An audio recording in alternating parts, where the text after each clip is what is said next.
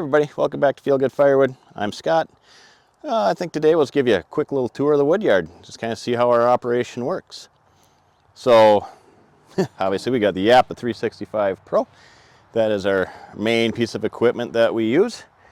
It's kind of off to the side. So we actually rent a spot of land from a friend of ours from church, and he has a wood business where he has a sawmill and crane and a bunch of other stuff. So a lot of the stuff you see in the background isn't mine. Just this little tiny little patch of land up here. It just works great. Dries better out here than at our house, and it keeps our neighbors happier that they're not listening to this run. So we've got our Yapa over here. Over here I have the offcuts. We throw in a thing and we'll resplit them later. I did hit some elm and I had the 8-way in there and it just wasn't going to work, so I just cut them to sides and threw them out, and I'll get those on our super split at a different time.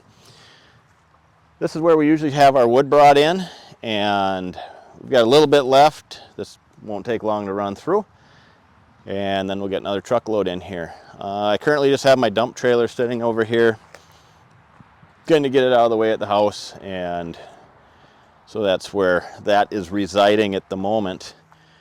Over here we are actually starting we're starting a wood bin for our ash for next year.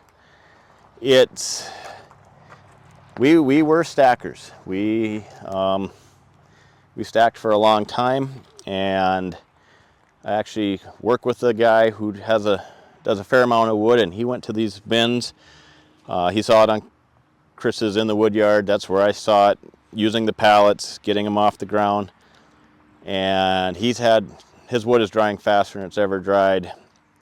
We thought we'll just take the gamble. If it works, it's going to be great. We will lose a little bit of time loading back into our truck because it is easier to throw in there if it is stacked, but I think overall this will be a good upgrade to our system if it works, and it should. We actually have over here a bin. One of the guys I work with had a bunch of pine that came down in a storm, and so we went over, processed it, and we're bringing some of that over here to dry. And then behind that we have some oak drying for our own use for this next year. And then we have a few rows of the stacked wood here yet. At one of the 4-way blades there for the Yapa. I do use a cone, so when I back up, I know where to put my dump trailer wheel. That's one of our old utility trailers sitting here. Got a little bit of a mess to clean up as we bring that wood bin back. But as you can see, like I said, we did stack a lot of wood. One of the things I'm looking forward to about the bins is bins don't tip over when you get the heaving in the winter and in the spring, and so hopefully this stays up, because this has got to pretty much stay up through next spring when it gets to the restaurants. Got some bigger stuff here that we would normally resplit. I have one customer that did want to try some bigger wood, so I've got that for him.